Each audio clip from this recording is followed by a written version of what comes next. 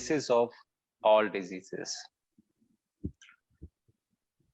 जो साइंस को पता है वो बातें मैं आपको बता दूं, क्योंकि वो सबको पता है। मैं साइंस को पता है इसलिए नहीं, मैं ये बोलना चाहता हूं कि मैं साइंस से कुछ ऊपर उठ के बात करना चाहता हूं, नहीं नहीं। साइंस के दायरे में रहते हुए मैं ये बात बहुत गंभीरता से करना चाहता हूं कि बहुत छोटी छोटी बातें, साइंस का मतलब आज के युग में quantification of that science that you are talking about, otherwise it is not science. जैसे हम अपने बच्चों को प्यार करते हैं, क्या हम क्वांटिफाई कर सकते हैं? अगर हम नहीं कर सकते हैं तो ये साइंटिफिक स्टेटमेंट नहीं है, तो इसका क्या मतलब है कि हम अपने बच्चों को प्यार नहीं करते हैं? तो बात ये है कि क्वांटिफिकेशन जिस चीज का नहीं है उसको साइंस अभी रिकॉग्नाइज नहीं कर रही है। जो आपने साइंटिफिक रियाम में जो खाने पीने की बात की और जो सभी बात करते हैं, मैं थोड़ा सा उससे अलग हट के बात ये करूंगा। मैं सिर्फ एक चीज आपको बोलना चाहता हूं, the highest known equation two Mankind, scientific equation to mankind is E is equal to mc square. Energy और मैस को सेम प्लेटफॉर्म पे ला देना बहुत बड़ा रेवोल्यूशन था, इसीलिए इसको नोबेल प्राइज से नवाजा गया और इसको बहुत बड़ी मान्यता दी गई और बहुत चीजें क्लियर होती गई, इंक्लूडिंग टाइम डायलेशन। लेकिन एनर्जी का सिर्फ मैस वाला ही डायमेंशन हम जानते हैं, हम एनर्जी के बाकी डायमेंशंस पे अभी काम नहीं कर रहे हैं। साइंस के लिए, जैसे टेस्ला ने बताया था, ये एक ओपन बात है कि अगर नॉन टेंजिबल थिंग्स पे साइंस काम करने लगे तो 10 साल में उतना प्रोग्रेस कर जाएगी जितना सिविलाइजेशन के बिगिनिंग से लेके आज तक नहीं कर पाई है। इस बात में कहीं कोई वेरिएशन हो सकता है, कोई बोलता है 1 बिलियन ईयर्स ओल्ड है, 10 बिलियन ईयर्स ओल्ड है। इन बातों को बोलते हुए मैं थोड़ा सा आपको भारतीयता पे लाना चाहूंगा, क्योंकि जब तक हम वो नहीं समझेंगे तब तक बेसिस ऑफ ऑल डिजीजेस नहीं समझेंगे। इस बॉडी में कोई भी चीज जो हम बाहर से आहार लेते हैं, आपने बहुत सुंदर बात की, आहार ही उपचार भी हो सकता है, बीमार भी कर सकता है। अब ये जो आहार है, जब भी हम आहार बोलते हैं लोगों को लगता है कि हम बात कर रहे हैं सिर्फ खाने पीने की। आहार आप आंखों से भी लेते हैं, आहार आप कान से भी सुनते हैं, आहार आप मन से भी लेते हैं, स्किन से भी लेते हैं, टेस्ट से भी लेते हैं, स्मेल से भी लेते हैं। ये सब आपके आहार का पार्ट है। सिर्फ खाने पीने पे ध्यान देंगे तो कुछ पार्ट तो आपका ठीक हो सकता है, लेकिन जब आप फंसेंगे तो आपको लगेगा ये सब कुछ तो कर लिया, फिर भी पेशेंट क्यों ठीक नहीं हो रहे हैं? क्योंकि आपने बहुत सी चीजें आपके समझ के डायमेंशन में नहीं है। आप सिर्फ उसको समझ के डायमेंशन में लेके आइए और देखिए चीजें ठीक कैसे होती हैं। आप देखिए हमारे पेशेंट से आप रिव्यूज लीजिए और आप देखिए वो ठीक कैसे होते हैं। आपको वो खुद ही बताएंगे, हमें कुछ बताने की ही जरूरत नहीं है। जिन पेशेंट्स को आप ये भी पूछ सकते हैं कि डायग्नोस्टिक्स में इतने साल रहने के बाद मैंने क्यों चुना, क्योंकि मैं 50% काम हमारा कैंसर का है डायग्नोस्टिक्स में, और धीरे धीरे ये परसेंटेज बढ़ता जा रहा है और ये पेशेंट्स फॉलो अप में आते हैं। हमने तो कभी किसी पेशेंट को ठीक होते हुए नहीं देखा। कुछ ट्रांजिएंटली ठीक जरूर होते हैं लेकिन फिर वापस चले आते हैं। हम नए नए नाम देते हैं। कैंसर एक जगह था, अगर दूसरी जगह से आ रहा है वही कैंसर तो हम एक नया नाम दे देते हैं, मेटास्टेसिस बोल देते हैं इसको। हम ये नहीं समझते हैं कि बेसिस ऑफ दैट डिजीज अगर हम पकड़ लेते तो शायद हम यहां तक नहीं पहुंच पाते और वो ठीक हो जाता। तो खैर, that is the reason why I came into therapeutics of holistic approach, being into diagnostics. एक तो वो था सर। तो ये बोलते हुए let us start sir. The basis of all diseases known to mankind is chronic inflammation. That is the basis of of all diseases. Chronic inflammation, as the name suggests, inflames. So where is the flame coming from? The flame is coming from your cooked food. एक और species बता दीजिए जो अपना खाना पका के खाता हो। अगर हम इस बात के लिए आश्चर्य कर रहे हैं और साइंटिस्ट ये लगे हुए हैं देखने के लिए कि एलिफेंट्स कैंसर रेजिस्टेंट क्यों हैं, कौन सा जीन है, आप जीन तो देख रहे हैं, उसका जीवन नहीं देख रहे हैं। जीन में फंसे हुए लोग जीवन नहीं देख पाते हैं, ये खंडित दृष्टिकोण है। और इसी खंडित दृष्टिकोण के चक्कर में हम समग्र रूप से बातें देख नहीं पाते हैं। इसलिए हमने ये जो आपके साथ हम कर रहे हैं और भी लोगों के साथ कर रहे हैं, मैं अपना भी एक चैनल शुरू करने जा रहा हूं जहां पर हम सिर्फ ये बहुत छोटी छोटी सी बातें अगर एक साथ इकट्ठा करके पेशेंट्स के लिए दे पाए, इससे बड़ी सेवा क्या होगी। और हमारा तो मोटो है, हम जो लेके चल रहे हैं कि एक ठीक होगा वो 2 लोगों को और ठीक करेगा, हमसे सपोर्ट लेगा, फ्री ऑफ कॉस्ट सपोर्ट लेगा, वो जब चाहे तब हमसे सपोर्ट ले सकता है। हमारी पूरी टीम लगी हुई है और हम इस कार्य में लगे हैं, हम इस कार्य में संलग्न हैं। भारत को हमने स्वस्थ करना है और भारत के जरिए ये मैसेज देना है कि पूरी दुनिया स्वस्थ हो। हमारा ये एम और एम्बिशन है और हम इस पे चल रहे हैं। So coming back to chronic inflammation, which is the basis of all diseases known to mankind. कोई भी डिजीज उठा लीजिए, कोई भी disease, it is a result of inflammation. Now, एक एंगल तो हमने देख लिया इसका इन्फ्लेमेशन का। दूसरा एंगल ये है कि inflammation is the basis of all healing. अगर इन्फ्लेमेशन ना हो तो हीलिंग ही ना हो। तो मान लीजिए हमने क्रोनिक इन्फ्लेमेशन कम कर दिया तो हीलिंग भी कम हो जाएगा। तो हमें एक समन्वय बना के चलना पड़ेगा। What kind of inflammation we are talking about, what kind of insult we are talking about that is producing this kind of inflammation. तो खाने पीने के बारे में तो आपको बहुत वीडियोस मिल जाएंगे कि ये ऐसे करता है, ये इसको काटता है, ये एंजियोजेनेसिस करता है, ये एंजियोलाइसिस करता है। मैं उस पर नहीं जाना चाहता हूं आज क्योंकि समय की पाबंदी है। तो मैं एक बेसिस, खाने पीने से तो मतलब इन्फ्लेमेशन होता ही है और कुक्ड फूड से ज्यादा होता है, इसीलिए रॉ फूड से चीजें ठीक होती हैं। ये बेसिस है नंबर 1। नंबर 2, आप जो कानों से आहार लेते हैं, जैसे इसकी शिकायत, उसकी शिकायत, अरे तुमने सुना, उसने तो ये किया, उसने तो ये किया, बंद करिए। ये और किसी को नुकसान करे ना करे, आपका क्रोनिक इन्फ्लेमेशन बढ़ा रहा है। आंखों से जो आप ये खराब चीजें देखते हैं और खराब चीजों के लिए जो आपके दिमाग में चलता है वैसे सेल्स बनने लगते हैं।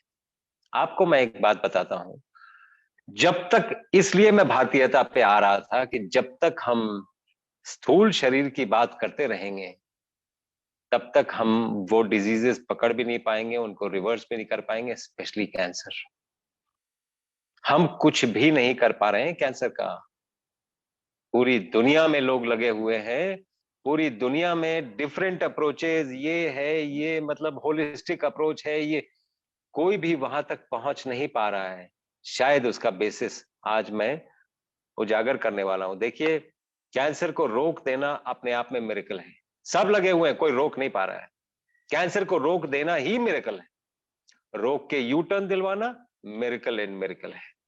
यू टर्न दिलवा के खत्म कर देना अकल्पनीय बात है। और हम आपकी दुआ से, बहुत से लोगों की दुआ से ऐसे 14 पेशेंट्स में कर चुके हैं, हम उनका खत्म कर चुके हैं। और वो हम क्या, दैट्स अ रॉन्ग स्टेटमेंट, हमने प्रयास किया, कॉस्मोस ने हेल्प किया हमें, और पेशेंट ने बहुत शिद्दत से हमारी बात पे विश्वास करके ये सारा कुछ किया और वो कर पाए ये। तो किया कैसे हमने, तो मैं आपको अब विस्तार से समझाऊं। स्थूल शरीर तक तो हम देख पा रहे हैं, हम बहुत साइंटिफिकली बोलते हैं कि हाँ, the tumor started in the breast and then it went to the lymph nodes and from the lymph nodes it went to the bones to this organ to that organ and then we draw conclusions। क्या हमने उस बीच patient की जीवनी देखी? क्या हमने ये देखा कि उसके जीवन में घटित क्या हुआ है? अब मैं आता हूं स्थूल शरीर में, तो आपने डिजीजेस देख ली, हम डायग्नोस्टिक्स में हैं, मैं इमेज प्रोड्यूस कर सकता हूं, मैं आपको दिखा सकता हूं कि यहां पर है, यहां पर है, so what? Can we cure the disease? We should talk about that. Now coming to the second part, इस बॉडी को चलाती है सूक्ष्म शरीर। जिन लोगों को सूक्ष्म शरीर का आइडिया नहीं है, उनको मैं ये बोलना चाहूंगा कि कभी आपने सोचा कि आपके आईब्रोज के बाल सर के बाल जितने बड़े क्यों नहीं हो जाते हैं? आपके चेस्ट के बाल आपके बाकी बालों से ज्यादा बड़े क्यों नहीं हो जाते हैं? ये कौन डिसाइड करता है कि किस बाल का लेंथ कितना रहेगा और कहां पर आके रुक जाएगा? ये कौन डिसाइड करता है? एक सिंपल सा आंसर दे दीजिए ना। यही सूक्ष्म शरीर डिसाइड करता है। उसी के नए नए नाम हैं, कई कई नाम है। इम्यून सिस्टम का ड्राइवर है वो। इम्यून सिस्टम तक तो आप पहुंच गए हैं, टी और बी सेल्स, लेकिन कुछ कर नहीं पा रहे हैं क्योंकि वो ड्राइवर नदारद है। और जो ड्राइवर्स आपने इंस्टॉल किए हैं वो इनफ नहीं है। इम्यून सिस्टम के ड्राइवर्स हैं दया, माया, ममता, करुणा, आपकी जिंदगी में नहीं है। और अगर नहीं है तो वो कभी भी इम्यून सिस्टम वैसा काम नहीं कर पाएगा जैसा आप सोच रहे हैं कि काम करना चाहिए। तो सूक्ष्म शरीर is divided into 5 parts, 5 layers, I should say parts नहीं, लेयर्स। क्योंकि पार्ट्स बोलना खंडित दृष्टिकोण है, लेयर्स बोलना होलिस्टिक व्यू पॉइंट है। तो वो लेयर्स कुछ ऐसे हैं। इस जो दिखता हुआ शरीर है, इसको अन्नमय कोश कहते हैं। इसके अंदर है प्राणमय कोश। प्राणमय कोश, जो प्राणायाम आप जो करते हैं, प्राणायाम, लोग सोचते हैं कि वो ब्रीदिंग को प्राणायाम कहते हैं। ब्रीदिंग किक स्टार्ट्स प्राण। प्राण is life force, breathing kick starts it. Brahma, जिंदगी शुरू हो गई। अल्लाह, जिंदगी शुरू हुई। आप देखिए आ है सब में। सो ब्रीदिंग किक स्टार्ट्स प्राण। जैसे ही ये प्राणमय कोश एंड प्राण का व्यायाम पूरे शरीर में, उसको प्राणायाम कहते हैं। प्राण का व्यायाम पूरे शरीर में घूम जाएगा तो जहां भी बीमारियां हैं वहां पर धीरे धीरे हील होने लगेंगी। तो प्राण को लेके सब जगह मूव कराना, ये भी एक योग की विधि है। We'll come to that also. उसके ऊपर है मनोमय कोश। मैं आपसे ईर्ष्या करता हूं, आपकी आपकी उपलब्धियों पे मैं खुश आपके सामने हूं, पीछे से मैं ईर्ष्या करता हूं, मुझे अच्छा नहीं लगता है। अगर ये सभी फीलिंग्स हैं और कटुता डेवलप कर रही है तो आप अपना मनोमय कोश खराब कर रहे हैं। अगले को तो कोई फर्क नहीं पड़ेगा, वो मनोमय कोश में बातें रह जाएंगी and those kind of cells will start developing inside the body. तो मनोमय कोश को क्लीन करना बहुत जरूरी है, जो हम एक्चुअली करवाते हैं। अपने हॉस्पिटल्स में मनोमय कोश क्लीन कराते हैं हम, उसकी विधियां हैं, उसके प्रोसेस हैं। उसके बाद है विज्ञानमय कोश। मैं समझने के लिए बता दूं, लोगों को लगता है कि विज्ञान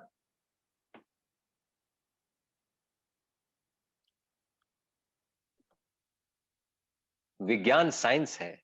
मैं ये बोलना चाहता हूं कि संस्कृत का कोई भी शब्द, उसका पर्यायवाची शब्द किसी दूसरे भाषा में हो, मेरी उम्मीद नहीं है, मैं थोड़ा बहुत संस्कृत जानता जरूर हूं, लेकिन मैं नहीं जानता हूं। विज्ञान इज नॉट साइंस, विज्ञान इज विशेष ज्ञान। ज्ञान आप ये 5 सेंसेस से अर्जित करते हैं, the sense of sight, the sense of hearing, the sense of touch, the sense of smell and the sense of taste. इसी से आप ज्ञान अर्जित करते हैं। वो ज्ञान का मंथन आपके अंदर, आपकी सोच विचार बदलती रहती है और वो मंथन चलता रहता है। और जो विशेष ज्ञान आपको मिलता है इंडिविजुअली, वो आपके लिए विज्ञान है। वो है विज्ञानमय कोश। उसको भी ठीक करना बहुत जरूरी है, क्योंकि हो सकता है आपकी सोच ही गलत हो। आपने जो धारणा बनाई है किसी के लिए, हो सकता है वो धारणा ही गलत हो। उसको भी ध्वस्त करना बहुत जरूरी है अगर आप स्वस्थ होना चाहते हैं तो। एंड द लास्ट इज आनंदमय कोश। मैं आपसे एक बात पूछता हूं डॉक्टर रंजन, आप चूंकि कॉन्शियसनेस पे बहुत काम कर रहे हैं, दुनिया में हर शब्द का विलोम है, आनंद का विलोम बता दीजिए मुझे। विलोम इज एंटोनिम। या आनंद का उल्टा नहीं है, सही बोलते हैं।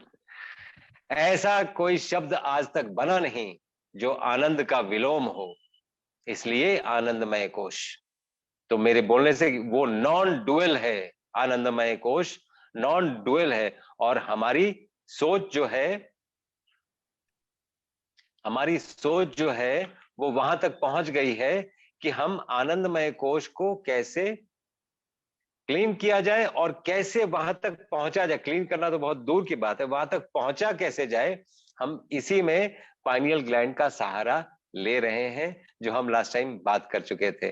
तो लास्ट टाइम का जो आपका एपिसोड था, आपके दर्शकों से मैं बोलूंगा कि लास्ट टाइम के भी एपिसोड में जाके और ये एपिसोड को जोड़ के देखेंगे तो आपको कंप्लीट पिक्चर मिल जाएगा कि ये है complete picture health and disease का, और ये बेसिस है हेल्थ एंड डिजीज का।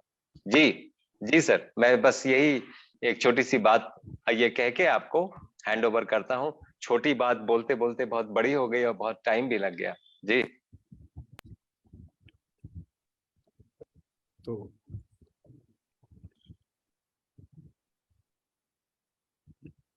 बेसिस ऑफ ऑल डिजीज पर हमें और क्या चिंतन करने की जरूरत है sir?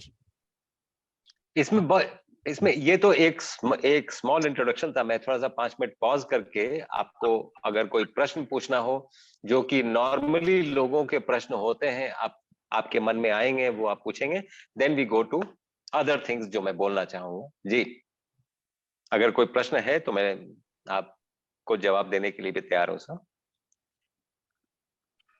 If you have some questions, general or specific, you can ask or type in the chat box. तो ठीक है सर, तो प्रश्न तो आते रहेंगे।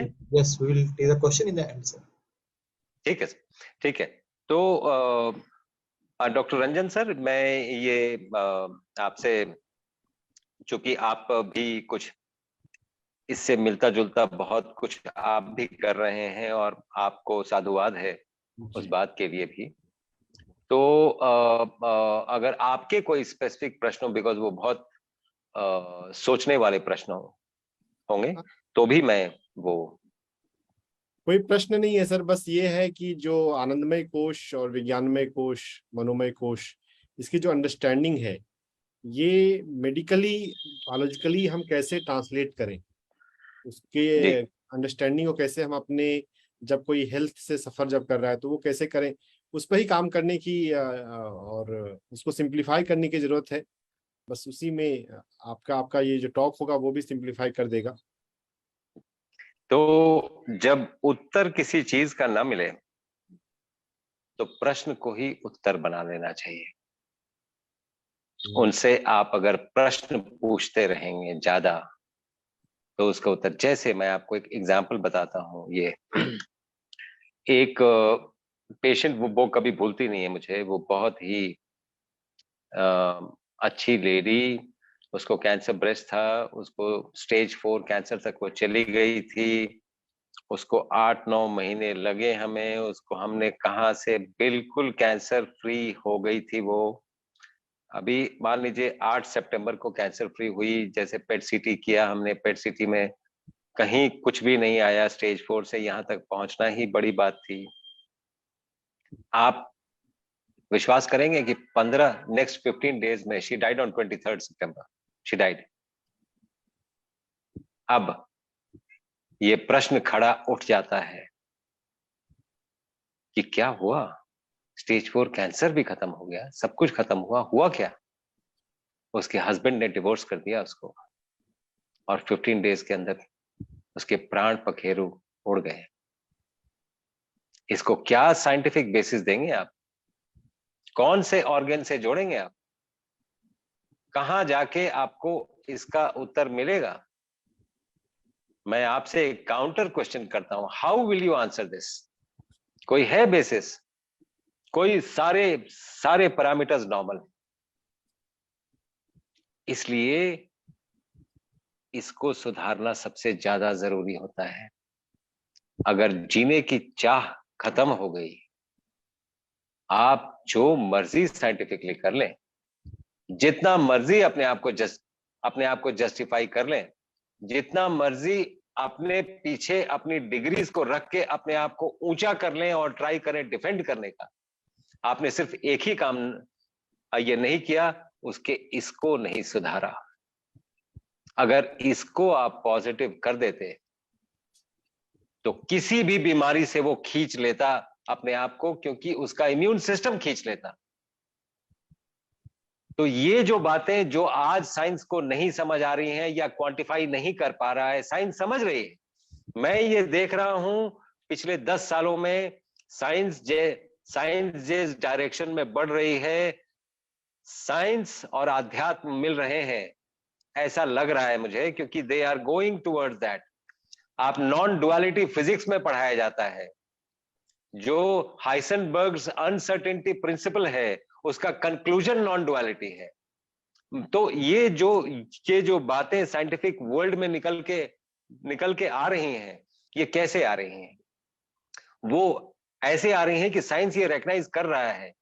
मेरी विनती साइंस के कर्ता धर्ता से यही है, क्या हम मिलके कोई ऐसी चीजें कर पाएं, ऐसे एक्सपेरिमेंट्स कर पाएं, क्योंकि हमारे पास पेशेंट्स हैं, पेशेंट के वर्कलोड हैं। आप यू आर मोस्ट वेलकम। मैं आज आह्वान करता हूं पूरी दुनिया को, आह्वान करता हूं आपके माध्यम से, आप आइए, आप कोई साइंटिफिक टेम्पलेट बनाइए and let us work on it. We are already doing it with IIT Kanpur. आप आइए और हमें बड़ी खुशी होगी अगर हम मिलजुल के पेशेंट्स को ठीक कर पाए। इससे बड़ी क्या बात होगी जी। तो ये था सर, एंड ये आपके बात का जवाब था कि वो कैसे ये साइंटिफिक वे में हम कैसे देख पाएंगे इसको। ये है वे देखने का, वे फॉरवर्ड जो मैं देख रहा हूं, यही वे फॉरवर्ड है जी सर। Right sir. तो मेन टॉपिक पे चलते हैं सर। जी आपने PPT भी भेजा था जी तो जी। और हम तो एक बार जरा PPT एक बार दिखा ही लेते हैं, so that we can take some question answers also in the end जी। हम कैंसर पे ये PPT बनाया है हमने, और हमने एक डिफरेंट एंगल दिया है कैंसर को। तो basis of all diseases is chronic inflammation and next slide sir. So we come to कर्क रोग, कैंसर। इसके पहले जाएंगे सर, इसके पहले वाले स्लाइड में नहीं, इसके जस्ट बाद वाले जी। तो कोई भी कैंसर का नहीं सर, इसके कर्क रोग जहां पे था ना, ठीक है, यहीं पे रखते हैं सर। तो यही है दैविक आध्यात्मिक एंगल जो है किसी डिजीज का। दैहिक mitotic pathologies, failure of apoptosis, ये सब हम जानते हैं और ये सब पे काम ये हो रहा है। हम कहीं भी बहुत ज्यादा आगे तक बढ़ नहीं पाए हैं एक्सेप्ट फॉर नोइंग कि हाँ ये शायद ऐसे हो जाता है, ये वैसे हो जाता है। मैं शायद वर्ड इसलिए यूज किया कि histopathology has the last word in diagnostics. Histopathology is done on a dead cell. With due respect and regards to all the histopathologists listening to us, मैं एक बात पूछना चाहता हूं, डेड सेल का कॉम्पोजिशन और लिविंग सेल का composition क्या सेम होगा? If we are seeing something in a dead cell, can we take it that living cell में भी यही कॉम्पोजिशन था?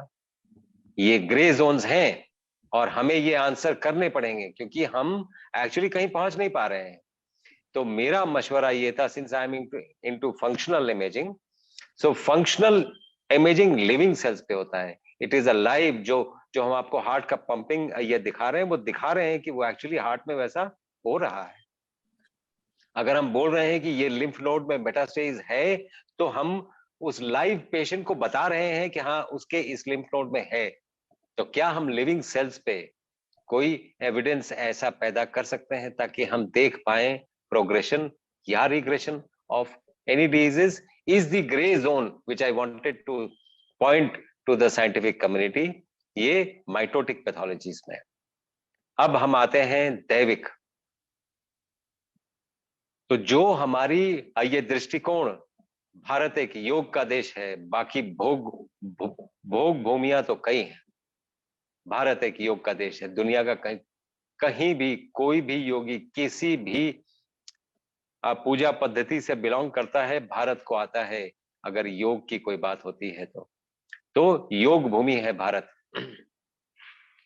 जब से हमारी भोग प्रवृत्ति बढ़ गई है, भारत में भी बीमारियां ऐसे बढ़ने लगी हैं।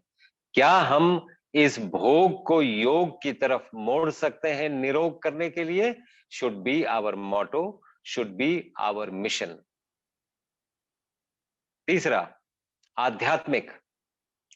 तो आध्यात्मिक एंगल मैंने जानबूझ के इसमें मंदिर से मधुशाला तक, कि आप देखिए आप कैसे, जैसे फॉर एग्जांपल एक आप पेट रख लेंगे, अगर पेट डॉग हो या पेट कैट हो,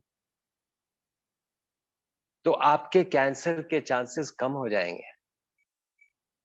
ऐसी स्टडी चल भी रही है और कई पब्लिश्ड भी हैं। मैं चाहूंगा कि ये मतलब आपके दर्शक और आप खुद भी प्लीज इस पे गौर करिएगा।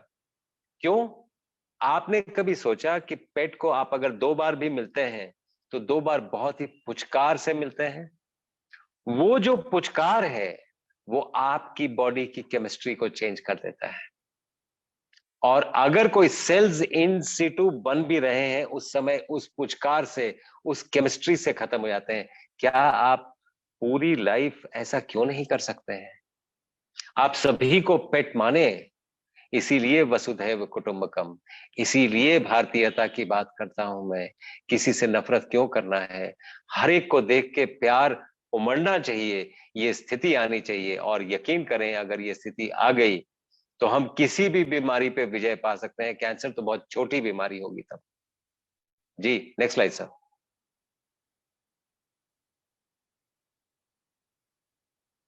तो बायोटिक और एंटीबायोटिक, बायोटिक और एंटीबायोटिक, मैं जानबूझ के ये बोलना चाहता हूं। बायोटिक का मतलब है life and it's form and its function. Antibiotic is anti life. जब तक हमें ये बात नहीं समझ में आएगी, कोई पूछ सकता है कि एंटीबायोटिक खाने से कैंसर कैसे होगा? आज हम वो प्रूव करने की स्थिति में है। आज हम वो प्रूव करने की स्थिति में है कि आपका माइक्रोबायोम चला गया, और माइक्रोबायोम चला गया तो कई प्रोसेसेस, ऐसे केमिकल प्रोसेसेस थे जो नहीं हो पाए। कई जीन्स आपके रप्चर हो गए, जिसको आप जेनेटिक म्यूटेशन कहते हो, बिकॉज इस चीज का सेवन किया आपने। तो क्या हम इस एंटीबायोस को प्रोबायोस और प्रीबायोस में चेंज कर सकते हैं? ये मेरा एक प्रयास है और दुनिया को एक बताने का ये तरीका है कि आप क्या हम सोच सकते हैं ऐसा? मान लीजिए कोई सैल्मोनेला टाइफी है। Salmonella typhi is a pathogenic organism, सब जानते हैं। पैथोजेनिक ऑर्गेनिज्म को हटाने का दो तरीके हैं, या तो कोई दवा देके उसको हटा दीजिए, या कोई अच्छे ऑर्गेनिजम्स को ज्यादा बड़ा कर दीजिए ताकि ये दब जाए। क्या हम इस स्थिति में नहीं सोचना चाहिए? क्या ये थॉट अनसाइंटिफिक है? मेरा सिर्फ ये बोलना है। तो मैं इस तरफ पॉइंट करना चाहता हूं। और वैसे भी 9 माइक्रोबायोम्स अब तक आइडेंटिफाइड है बॉडी में, और जब वो ठीक हो तो बॉडी शांत रहती है। तो हम ये क्यों ना कहें कि नवग्रह की पूजा वहां को पॉइंट करती है कि आपके 9 माइक्रोबायोम्स शांत रहें ताकि आप शांत रहें। तो बायोटिक वर्ल्ड की तरफ लेके जाना चाहता हूं मैं, from the antibiotic world. Next slide sir. Now ये जो आप देशों के नाम देख रहे हैं, ऑस्ट्रेलिया, अमेरिका, डेनमार्क, कनाडा, आपको लगता होगा बहुत ही डेवलप्ड देश है। हम भी डेवलप्ड देश की रेस में खड़े हैं, और हमारे नेता भी बोलते रहते हैं कि हमें डेवलप्ड होना है, हमें डेवलप्ड नेशन की कैटेगरी जरूर होना चाहिए। जो भी मन के हैं सब में बेस्ट होना चाहिए। किसी भी राष्ट्र को ये हर उसके नागरिक का कर्तव्य भी होना चाहिए, और हम कर रहे हैं।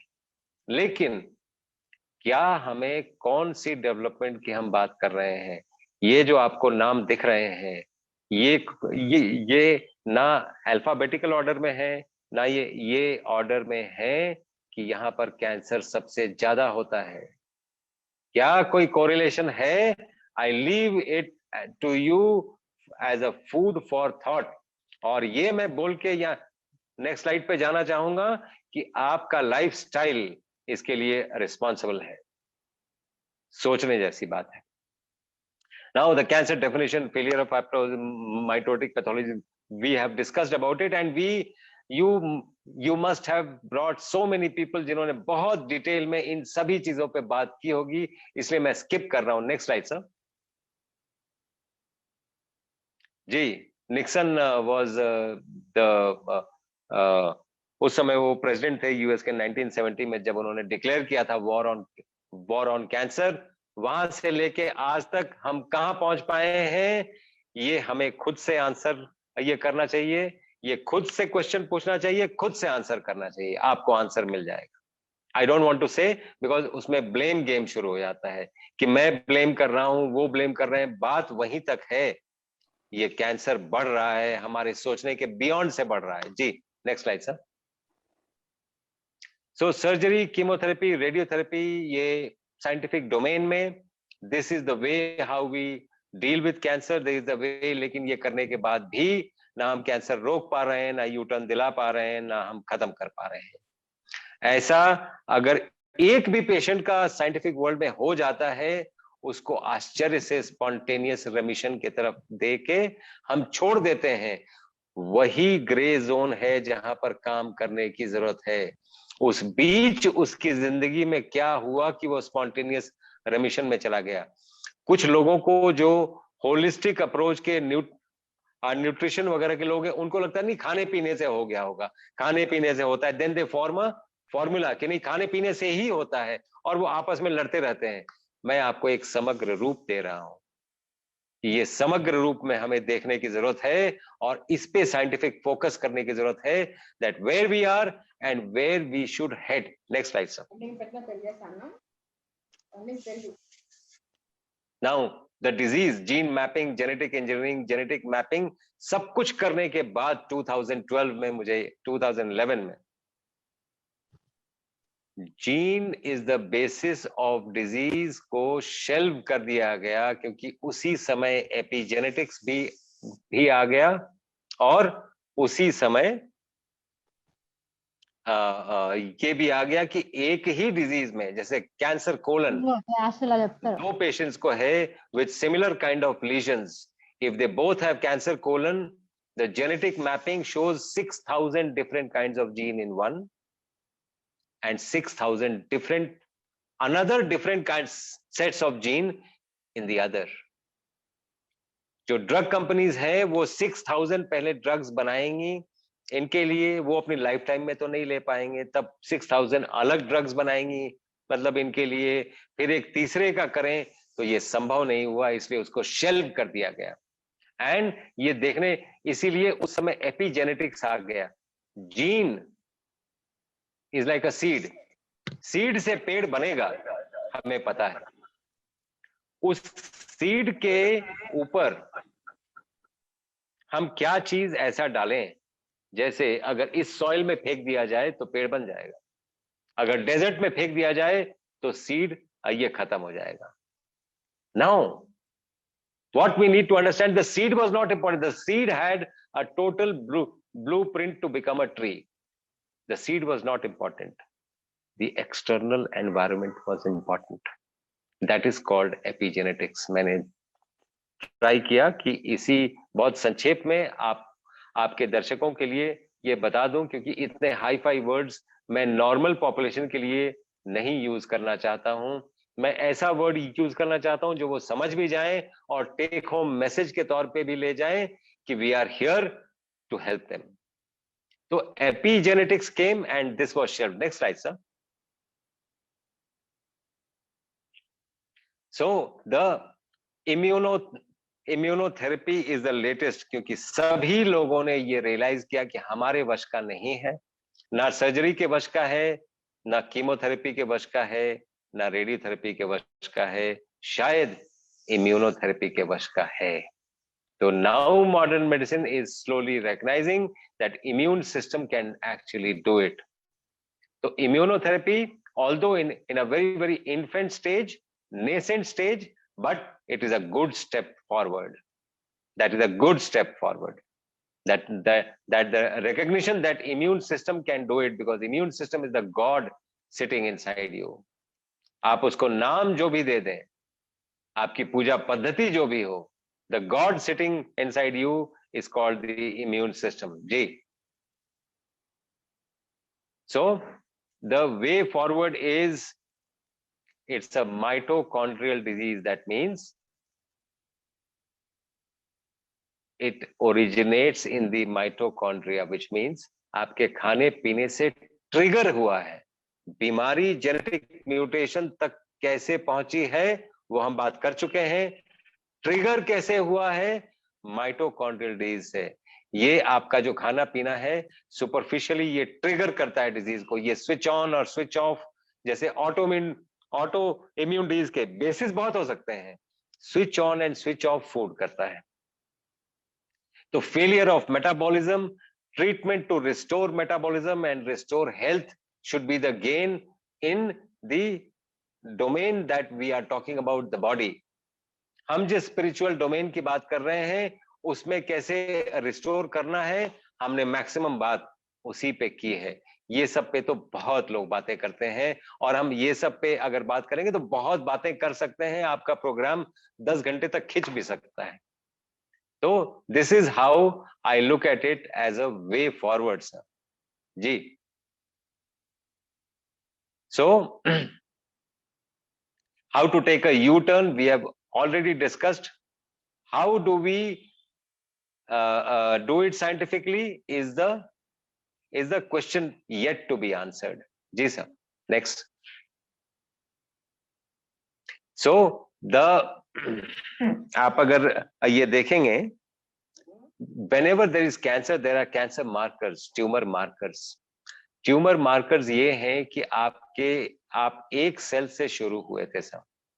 अगर कोई बोलता है मैं मल्टी सेलुलर हूं, मैं तो नहीं मानता हूं, मैं तो यूनिसेलुलर मानता हूं, क्योंकि स्पर्म और ओवम फ्यूज करके जाइगोट बना, एंड नॉन सेक्सुअल रिप्रोडक्शन से वो एक सेल एडवेंटिशियसली ग्रो कर करके डिफरेंशिएट करके कोई हाथ बनाया, कोई पैर बनाया, कोई ब्रेन बनाया, कोई आंखें बनाया, वो हुआ। It started from one cell. जब उस सेल में फीटल प्रोटीन्स मिलने लगते हैं या फीटल चीजें होने लगती हैं, which means the cell is regressing, जो इंसल्ट है वो इतना ज्यादा है that the cell of the tissue is regressing towards the foetal position. तो इसमें एक थेरेपी भी छुपी हुई है जो हम यहाँ पे करते हैं कि बॉडी को रीस्टार्ट करने के लिए फीटल पोजीशन से हम शुरू करवाते हैं दिन। The day starts with foetal position. अगर आप फीटल पोजीशन जैसे माँ के वूम में थे, आप अपने बॉडी को रीस्टार्ट करते हैं, and that restart actually kick starts many things. आप देखिए, जब भी आप स्पाइन बेंड करेंगे वैसे जैसे आप फीटल पोजीशन में हैं, इम्यून सिस्टम बहुत जोर से जर्क शॉक मिलता है उसको, और उस शॉक के चलते, जैसे ठंडे पानी से हमने आते, कई लोग बोलते हैं ठंडे पानी, नहीं बोलते नहीं है, साइंटिफिक प्रूफ है इसका, ठंडे और गर्म मिक्स करके आप अगर करेंगे तो इम्यून सिस्टम को आप किक स्टार्ट करते हैं। Yes, that's possible. So that is how we come to diagnostic evidence कि क्या हो रहा है, एंड इनका सिग्निफिकेंस ये है कि हम रिग्रेस करते जा रहे हैं, और इसका सिर्फ इम्यून सिस्टम के पास वो ताकत है इसको वापस करने का। हमारा काम ये होना चाहिए कि इम्यून सिस्टम को हम एम्बोल्डन कैसे करें। उसका सिर्फ खाने पीने से एम्बोल्डन नहीं होगा। आप देखें, बीच में जब ये महामारी आई थी तो लोग बोल रहे थे ये कर लो तो इम्यून सिस्टम बूस्ट हो जाएगा, वो कर लो, हल्दी खा लो, गिलोय खा लो, ये कई चीजें थी, च्यवनप्राश खा लो। उन लोगों को एक बात समझना पड़ेगा कि इम्यून सिस्टम को बूस्ट करने के लिए कुछ मत खाइए, तब सबसे ज्यादा बूस्ट होता है। Fasting boost it the most, और वो फास्टिंग अध्यात्म से जुड़ा है। आप देखिए, कोई ऐसी पूजा पद्धति मैं नहीं जानता हूं जिसमें फास्टिंग को बहुत महत्व नहीं दिया गया हो। तो हमें सबको पता है, हमें जरूरत है इन बातों को जोड़ने की, तोड़ने की नहीं। जो हम राष्ट्रों को भी खंडित कर रहे हैं और पूरी दुनिया को खंडित कर दिया हमने, और हमारी दृष्टिकोण भी खंडित हो गई है। हमें एकाकीकरण करके इस स्थिति में लाना चाहिए कि हम एक होके साइंटिफिक वर्ल्ड भी, we should all come together, we should all, आज मैं आपके माध्यम से आह्वान करना चाहता हूं, we should all come together to work for the benefit of mankind. तो आइए, मैं तैयार हूं, मेरी पूरी टीम तैयार है, मेरा पूरा अस्पताल तैयार है, मेरा पूरा का पूरा सिस्टम तैयार है, हिम्स जिसका नाम है, वो पूरा सिस्टम तैयार है। आप आइए, we are there, we are waiting for you जी। So a cure for cancer is yet a distant dream, but we are fast approaching it. The scientific world is going towards it. We are trying to do it scientifically so that it is accepted by the whole world, and we'll see results very soon. Next slide, sir.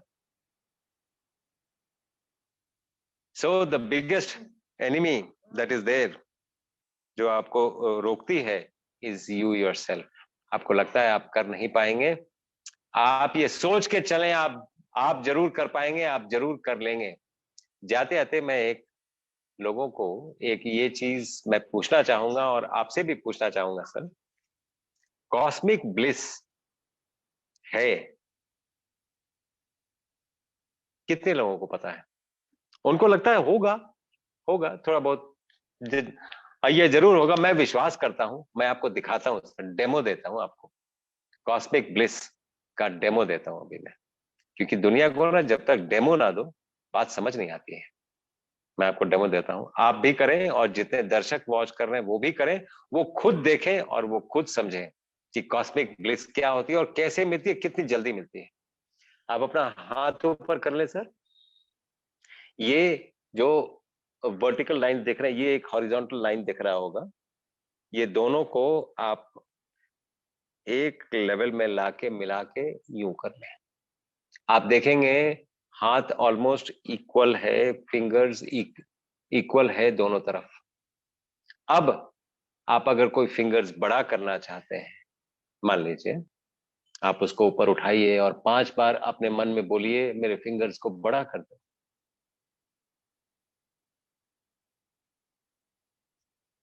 और फिर से वापस लाके जोड़िए, और आप देखिए ये फिंगर्स बड़ी हो गई। ये है कॉस्मिक ब्लिस, और वो बहुत जल्दी मिलता है, इतनी जल्दी मिलता है, इसीलिए इसको ठीक रखें, ये ठीक रहेगा। और कॉस्मिक ब्लिस लेते रहें, हमेशा पॉजिटिव रहें,